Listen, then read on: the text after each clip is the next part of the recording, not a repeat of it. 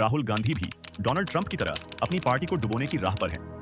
इसमें अब कोई शक नहीं बचता। जिस तरह ट्रंप बार बार भारत पाक युद्ध टालने का श्रेय खुद को देने से नहीं चूकते, उसी तरह राहुल गांधी भी लगातार यह दबाव बनाते नजर आए कि प्रधानमंत्री मोदी ट्रंप के बयानों का जवाब क्यों नहीं दे रहे। आइए देखते हैं कि मीडिया में राहुल गांधी ने क्या बयान दिया। वीडियो में आगे बढ़ने से पहले अगर आप इस बात से सहमत हैं तो चैनल को सब्सक्राइब करें, वीडियो को लाइक करें और बेल आइकन जरूर दबाएं और शेयर करना न भूलें ताकि ये संदेश पूरे देश तक पहुंचे। That the Indian economy is a dead economy. I'm glad that President Trump has stated a fact. क्यों खत्म किया है? अदानी जी की मदद करने के लिए खत्म किया। तो आप लोग हैरान क्यों लग रहे हो? आप देख लीजिए, ये डील होगी।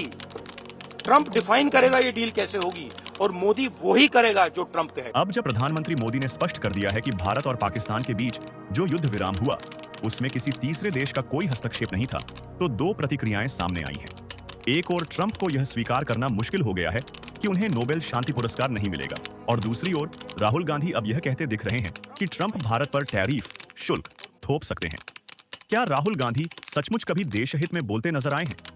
संसद में हंगामा कर प्रधानमंत्री को चुनौती देना हो या देश की अर्थव्यवस्था को नुकसान पहुंचाना, वे हर अवसर का राजनीतिक लाभ उठाने से नहीं चूकते।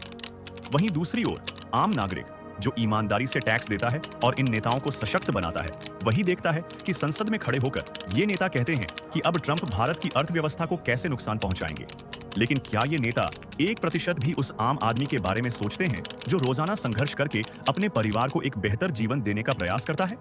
जब देश की अर्थव्यवस्था कमजोर होती है या शेयर बाजार गिरता है तो सबसे अधिक असर इसी आम नागरिक पर पड़ता है। लेकिन ऐसे नेताओं को न तो बाजार की गिरावट की परवाह है, न देश की साख की।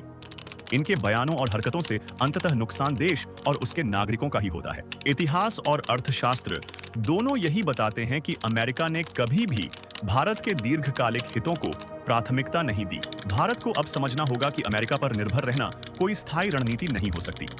शायद अब समय आ गया है कि भारत सरकार और देश की बड़ी कंपनियों को आत्मनिर्भर बनने के लिए गंभीर और ठोस प्रयास करने होंगे। इसमें समय जरूर लगेगा, लेकिन यह असंभव नहीं है। सरकार को अब मुफ्त योजनाओं पर होने वाले खर्च जो केवल वोट बैंक की राजनीति से प्रेरित होते हैं, उसे राष्ट्रीय विकास में लगाना चाहिए।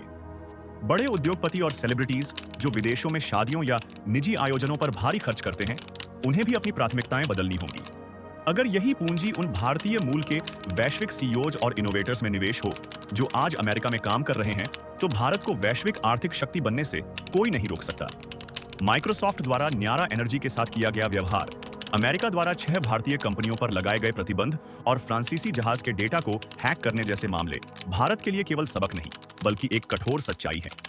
भारत सरकार और उद्योगपतियों को अब चीन से सीख लेनी चाहिए, जिसने समय रहते अमेरिकी डिजिटल दबदबे को पहचाना और अपने खुद के प्लेटफॉर्म तैयार किए। इससे न केवल डेटा देश में सुरक्षित रहता है, बल्कि उससे जुड़ी आर्थिक ताकत भी देश के भीतर बनी रहती है। जब विश्व में भारत के खिलाफ रणनीतियां बन रही हैं, तब यह समय है कि भारत सरकार ठोस कदम उठाते हुए स्वदेशी डिजिटल प्लेटफॉर्म्स का विकास करे, इनोवेटर्स को समर्थन दे, विदेशों में जमा भारतीय संपत्ति को वापस लाए, प्रवासी प्रतिभा को देश में जोड़े और इस चुनौती को आत्मनिर्भर भारत के निर्माण का अवसर बनाए। अगर आप इस बात से सहमत हैं तो चैनल को सब्सक्राइब करें, वीडियो को लाइक करें और बेल आइकन जरूर दबाएं और शेयर करना न भूलें ताकि ये संदेश पूरे देश तक पहुंचे।